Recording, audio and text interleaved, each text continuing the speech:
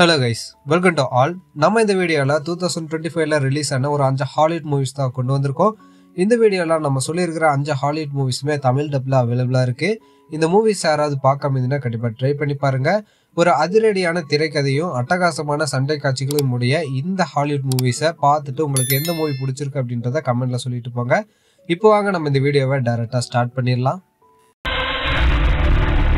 நம்ம வீடியோல 5th என்ன மூவி இருக்குன்னா தி எலக்ட்ரிக் ஸ்டேட். இந்த மூவி 2025ல ரிலீஸ் ஆயிருக்கு. இந்த மூவியோட ஒன்லைன் ஸ்டோரி என்னவா இருக்குன்னா, இந்த மூவில மனிதர்களுக்கு ஹெல்ப்ஃபுல்லா இருக்கணும்னு சொல்லிட்டு ரோபோட்டுகள் உருவாக்கப்படுது. இந்த ரோபோட்டுகள் முதல்ல மனிதர்களுக்கு ஹெல்ப்ஃபுல்லா தான் இருக்கு. ஆனா ஒரு கட்டத்துக்கு மேல தங்களுக்கும் ஒரு இடம் வேணும் அப்படின்னு சொல்லி போராட ஆரம்பிக்குது.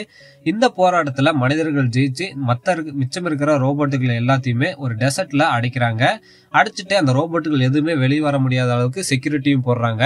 இப்படி இருக்கிற சமயத்துல இந்த மூவியோட வில்லனானவன் என்ன பண்றான்னா, ஒரு சின்ன பையனை கடத்தி கொண்டு போய் ஒரு ரோபோட்டிக் கம்பெனி ஒன்று பில்ட் பண்றான். அந்த கம்பெனியை பில்ட் பண்ணி அந்த பையனோட இஷ்டமே இல்லாம அந்த பையனை வச்சு அந்த ரோபோட்டிக் கம்பெனியை நடத்திட்டு வருவான். இப்படி இருக்கும்போது அந்த சின்ன பையனோட அக்காக்கு இந்த சின்ன பையன் ஒரு மெசேஜ் தெரிவிக்கிறான், தான் உயிரோட தான் இருக்கு அப்படின்னு சொல்லிட்டு. இந்த மெசேஜ் அந்த அக்காக்கு கிடைச்சதுக்கு அப்புறம் அந்த பையனை காப்பாற்றணும் அப்படின்னு சொல்லிட்டு அக்கா களத்துல இறங்குறாங்க. இப்படி களத்துல இறங்கும் போது இந்த மூவியோட ஹீரோவான பிராட் பெட்டியும் அந்த அக்கா கூட சேர்ந்து அந்த சின்ன பையனை எப்படி காப்பாத்தினாரு அப்படின்றத இந்த மூவியோட மிச்ச ஸ்டோரியிலனா இருக்கும். இந்த மூவி வந்து பாத்தீங்கன்னா ரொம்ப நல்ல ஒரு சயின்ஸ் ஃபிக்ஷன் மூவி தான் கைஸ்.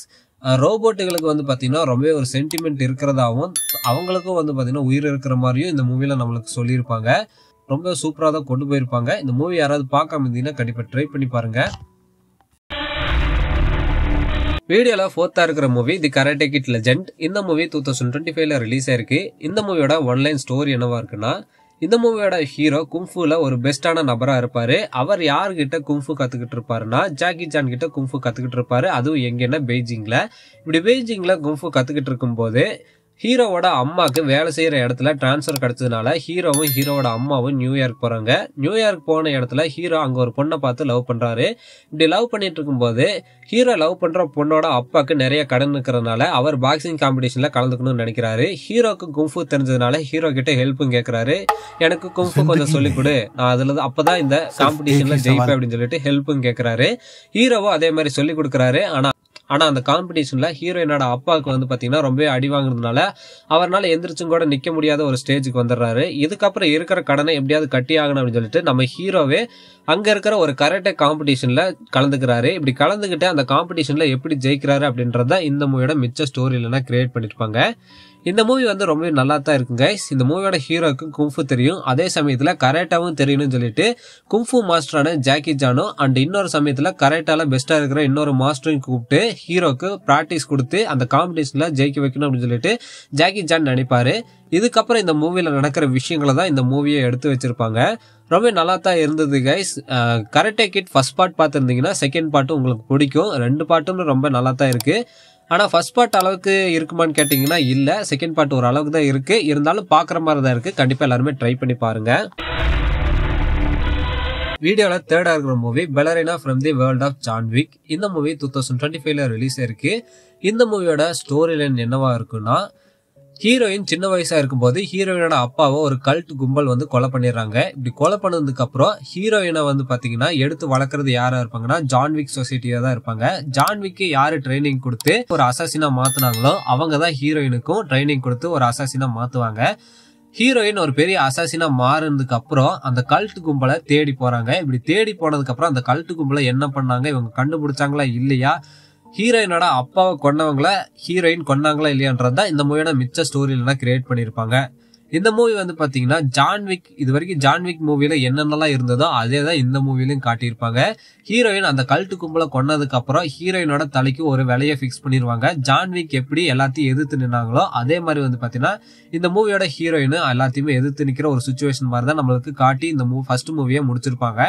அப்கமிங் மூவிஸ் வந்து பாத்தீங்கன்னா இதுக்கு அடுத்து வருன்றதை நம்ம எதிர்பார்க்கலாம்.